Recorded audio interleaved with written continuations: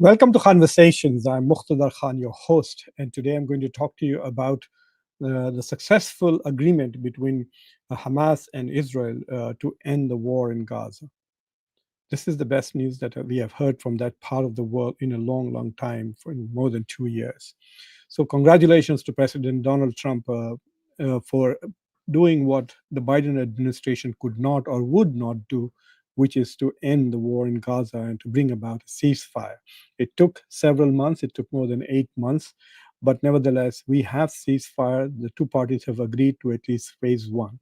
But there are many concerns about whether the phase two, phase three will go along as imagined in the document that Donald Trump shared with the rest of the world. But at least phase one, both parties have agreed to it, which will essentially entail some withdrawal of the Israeli forces, immediate allowing of aid into Gaza, and also the release of 20 hostages and the bodies of the others who have passed away, and release of prisoners, 1,700, I think, Palestinians in Gaza who have been detained, and 250 people who are in prisons in Israel.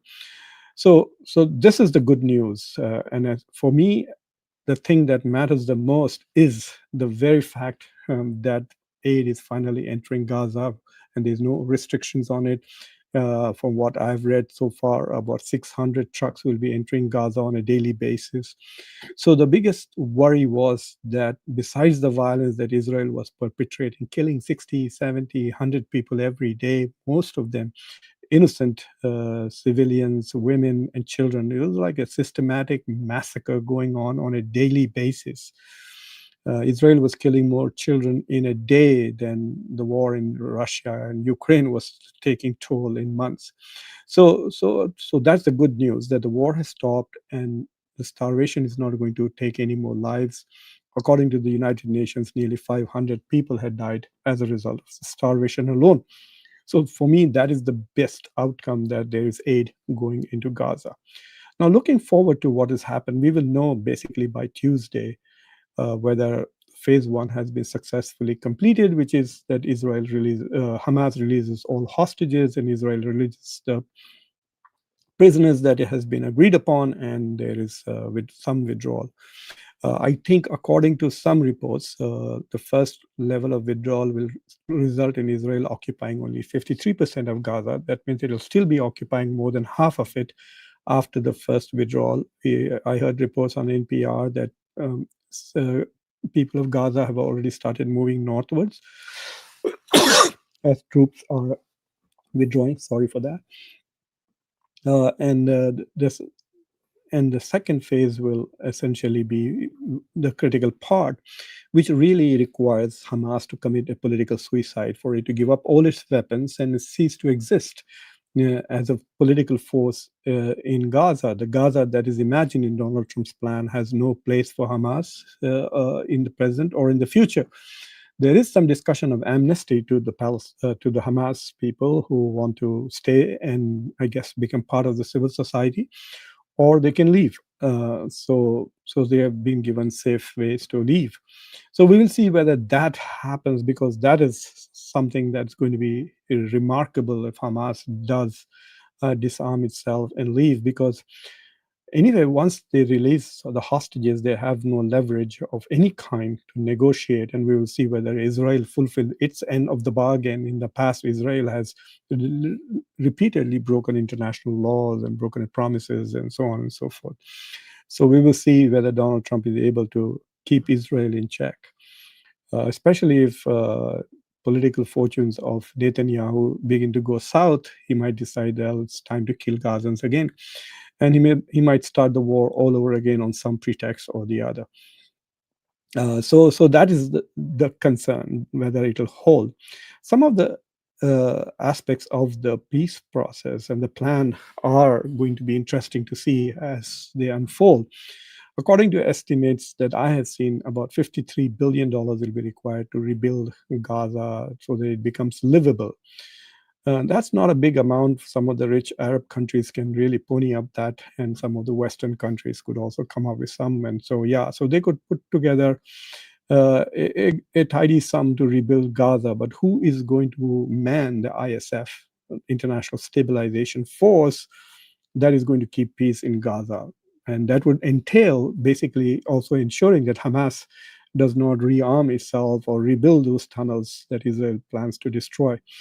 So that is the big question: is who is going to send forces on the ground? Will it be American troops? Will it be British troops? Now that Tony Blair is going to be in charge in some way, or the Arab countries like Qatar, Saudi Arabia, United Arab Emirates? There was much talk in the past that United Arab Emirates was willing to provide soldiers to be part of an international stabilization force. So let us see. There are also countries which have much more powerful and professional armies, like Turkey and Pakistan. Turkey played an important role in convincing Hamas that this was the best course of action and to accept the terms of Donald Trump. So, will Turkey also send forces into Gaza? And will Israel be okay with Turkish and Pakistani forces just south of its border? Maybe even Egyptians might want to participate in this process. So we will see what happens. And of course, the so-called technocratic government, where is this commission going to find technocrats who are Palestinians from Gaza who have no connections to Hamas? So that is a serious challenge. Are there going to be Palestinians who are coming from the diaspora in the West or in the Arab world, or are they going to come from the West Bank? One thing I must tell you is that this peace process does not include West Bank. So Israel could continue to break the international law, rebuild, continue to expand and build settlements in West Bank, kill people there. All the violence that has been perpetrated by the settlers in West Bank can continue to go on simultaneously while there is peace and rebuilding going on in Gaza. That's one of the weakness of this plan. Is it's just focused on Gaza, just focused on ending the violence in Gaza without actually charting a path forward towards a comprehensive solution to the problem that is reestablishing the legitimacy of the two-state solution idea, and then working towards establishing an independent Palestinian state, which is both sovereign and viable, and also connecting West Bank and Gaza. All those are difficult questions which are too far away in the future to even think of. But there's also no discussion of self-governance in Gaza. Like, how long is this technocratic government? Is it going to be composed of Tony Blair and Jared Kushner, maybe Steve Witkoff? Are these guys going to be the ones who are going to run it for some time before they find Palestinians who can replace them? Or at some point, there is a vision of having an election in Palestine. They haven't had one in nearly 18 years. So will there be an election in Palestine or in Gaza to find some kind of legitimate democratic self-governance in that territory? So these are some of the questions that one needs to ask going forward. But there is also a more prickly question. Remember, this particular Gaza is is a crime scene, untold humanitarian disaster. I mean, crimes against humanity, there's no limit to how many have been committed there. Are there going to be human rights groups like Amnesty International, Human Rights Watch, the United Nations, human rights groups who are going to go there and document the violence that has been done, the amount of civilians that have been killed? The official figure that Hamas has been providing is 66,000, and many people fully agree that it's far, far more. The population of Gaza was 2.2 million before the war started. And there are many estimates right now that there are probably 400 to 600,000 people less in Gaza right now. Some may have left, but it's quite possible that more than 300,000 people have been killed in this massacre that took place in Gaza as a result of the terrorist attacks that Hamas committed on October 7th against Israelis. Uh, so, so so, who is going to document these crimes, and are the criminals going to be held accountable? Is there international law and international norms on human rights, the Anti-Genocide Convention? All of these, are they going to be implemented at all here? Uh, so, those are some serious questions. Impossible to imagine any accountability of Israel happening as long as the United States completely aligns itself with Israel. So we will see what happens, but at least whether people are held accountable or not, there should be some documentation of the crimes that have been committed, so that we tell our children as to what happened in Gaza in 2024, 25. Uh, there are other issues. One of the issues is that I'm just quite unhappy that Tony Blair has been resurrected from the grave and brought him back, and he's now going to be in charge in some way. Tony Blair is a war criminal. The only place where he should be is in jail, and he should not be playing such an important part in the future of the Middle East. And to me, that is really, really upsetting. And I'm also quite disappointed that the Arab countries did not. This man invaded Iraq on a false pretext, and the Arabs are okay with him coming and governing them. I find that quite foolish. There are other questions as to what role will countries like Turkey and Pakistan play in Gaza.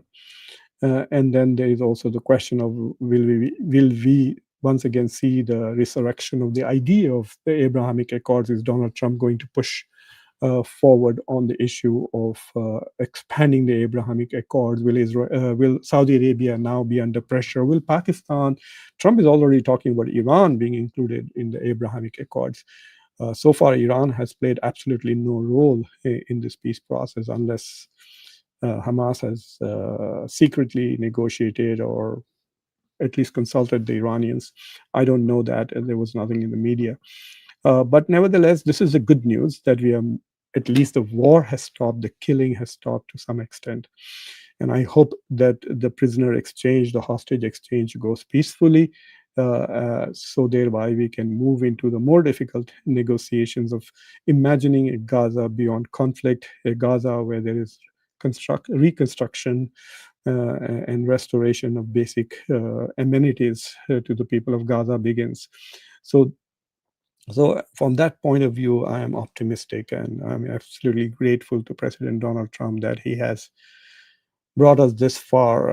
I think if the Biden administration was in charge, I think the genocide would have continued unabated, with weapons and money flowing, with Tony Blinken, and Joe Biden just saying one thing: we have ironclad support for this violence. They would not have stopped. Many stories have come out. You can even look up in New York Times as to how Joe Biden had lied to American people, saying that I'm putting pressure on Israel to end the war and to move towards ceasefire, which he did not do at all. So at least Donald Trump has achieved this, and hopefully he continues. He promised that everybody will uphold their end of the bargain. There's a big concern that Israel might not hold up its end of the responsibilities for the ceasefire, and Donald Trump then there'll be the test as to whether the tail wags the dog or the dog wags the tail. Whether we'll find out who is the superpower, Israel or the United States, in this setup. But anyway, I wish all the best to all people in the region. Everybody deserves to live in peace, with dignity, and in safety. So that's my take on this, and I look forward. I will obviously be keeping an eye on how things proceed, and I will keep sharing my views on these. I did not speak earlier on the plan because I was waiting to see how the Security Cabinet will vote on it. Apparently, it was a unanimous vote, so the Israeli cabinet has agreed to end the war. So there are some positives coming out. One is the end of the war. Number two is the aid is flowing unabated. Number three, there is no plan for Israel to continue to occupy Gaza, and of course, the biggest of them all, there is no ethnic cleansing being imagined as it was when Donald Trump floated his first idea of basically pushing the Palestinians out, building homes for them in other countries, and then building a Riviera for rich people in Gaza. At least that crazy idea hopefully has been put to bed forever. So anyway, thank you for watching Conversation. If there are some interesting comments and questions, I'll be happy to take. to them. Tushar Kansal, good evening to you. Nobel Peace Prize now gone. Yes, the opposition leader, the Democrat activist from Venezuela, of all places, Maria Mercado, has been granted the Nobel Prize. Donald Trump did not get it. I think that whole idea of announcing that the first signatures for the first phase is over was to make sure that it was prior to the date on which the final decision was going to be made about the Nobel Peace Prize for 2025. But this is October, and so by the time the first, second, third phases, I don't know how many phases are there in this plan. We will be in 2026, so it is quite possible that Donald Trump could be awarded the Nobel Peace Prize in 2026. Uh, if if this, inshallah, if this ceasefire holds and there is no more violence in Gaza, then I think Donald Trump should be given the Nobel Prize. He deserves it. Uh,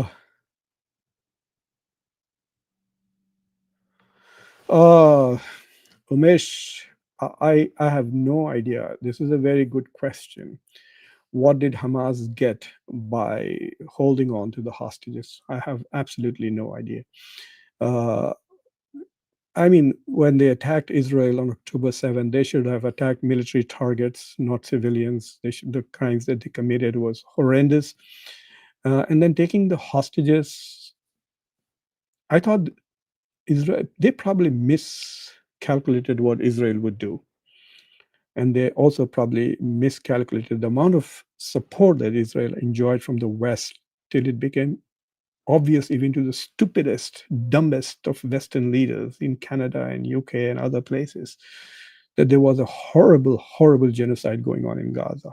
And then they started turning against Israel. But there was support. The Canadians, even after they said that there were horrible things happening in Gaza, continued to send weapons. The UK supported it, Germany and the United States continue to support Israel. There are no sanctions on Israel even now. So I think Hamas miscalculated all of that. Hamas is not really a very smart thing. All Hamas has achieved is got thousands and thousands of its own people dead. The suffering that, I mean, yes, Israel is responsible for doing it, but it was clearly triggered by October 7th. Uh, there would have been no genocide in Gaza if there was no October 7th. And that is something that the Palestinians and Hamas and anybody who supports Hamas has to come to terms with and say that this terrorism, whether it is here or whether it is in Iraq or any other parts of the world, just yesterday Pakistan was bombing Kabul because of the terrorist activities on its border. And so, yes, this has to end.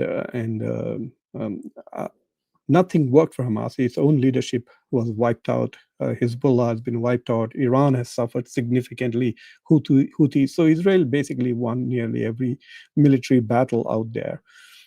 And so I really don't understand this logic at all. Uh, uh, I mean, Hamas is not even at peace with other Palestinians in the West Bank, and so I'm sorry to say that. uh,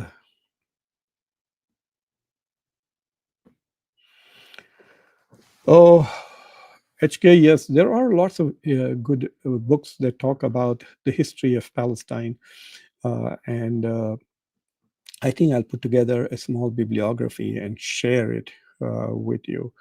Uh, but uh, but yes, there is. Well, there are the shared history of Jews and Palestinians probably starts in early 20th century onwards, uh, at least 40 years before the the creation of the 40, 50 years before the creation of the Israeli state. And then the Nakba happened, and so things have been bad ever since. But there are still very positive stories, and you're right. Um, they have been. I mean, look at in the Crusades, the Muslims protected Jews while Christians killed Jews. And so there are lots of beautiful stories. There is a story of how the Ottoman Empire rescued uh, literally thousands of Jews who were being killed in Spain. by sending ships to their rescue. So yes, there are great moments in Jewish Muslim history, so which can be shared. So yeah, I will put together a small bibliography and post it on my community section, which is now called posts on the channel.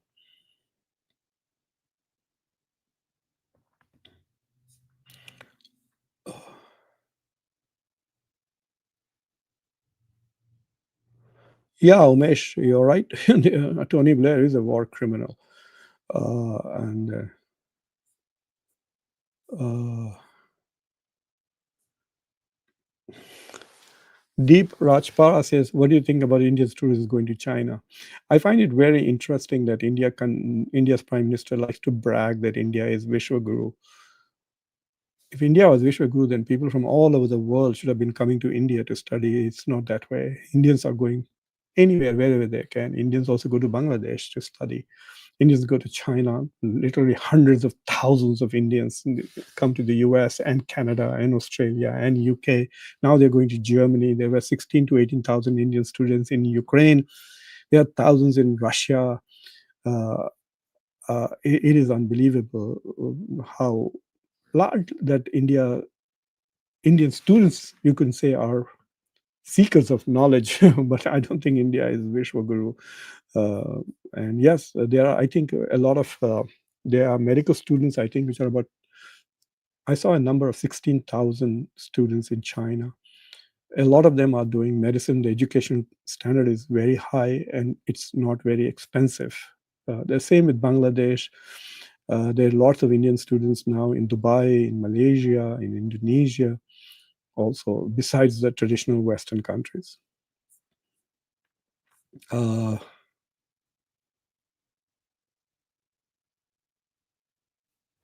okay, so any interesting questions?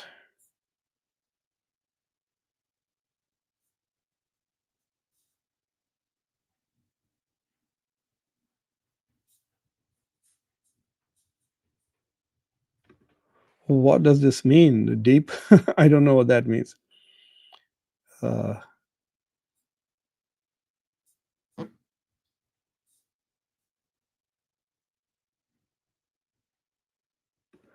Member Zamaka, new member. Thank you for joining conversations. Zamaka, remember on Sunday, 2 days from now, on Sunday at 12 o'clock US time, 9:30 India time, and 9 o'clock Pakistan time, and 10 o'clock Bangladesh time. I'm hosting a Zoom conference for members of Conversations. Please join. We can talk face to face. I would love to hear about you and your ideas. So please, I have already go to the post section on YouTube channel, and there you can see a Zoom conference for members where you can find the link to the Zoom conference. It's on Sunday, 12 o'clock New York time.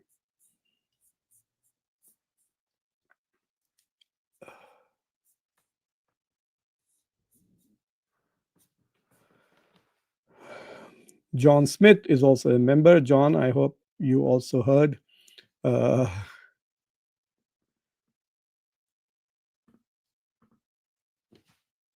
well, he didn't get the Nobel Prize this year, so he can still go on and continue to claim that he did bring about peace between two nuclear powers, Pakistan and India, and the Pakistanis are going to support his claim. Now, all the Arab countries are also probably going to support his claim.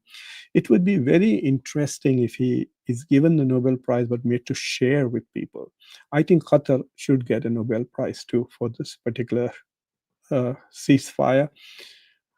So basically, Qatar and maybe Donald Trump deserve to get a peace, share the Nobel Peace Prize if uh, this peace holds together. That would be the best and just outcome. Because we haven't had any positive news from from the Middle East in a long, long time since the negotiated agreement between Jordan and Israel, which was, I think, what, 94 under Bill Clinton. And after that, nothing happened. There was the Abrahamic Accords, but it was just one-sided. It didn't help the Palestinians in any way. It just helped the Israelis and Trump's family members to make money, I guess, in the Middle East. Uh, uh, anyway, so there aren't any more questions. So thank you for watching Conversations. Please subscribe to the channel, like this video, press the bell icon, and think of becoming members of Conversations. There are lots of benefits to it. Thank you very much for watching. Bye.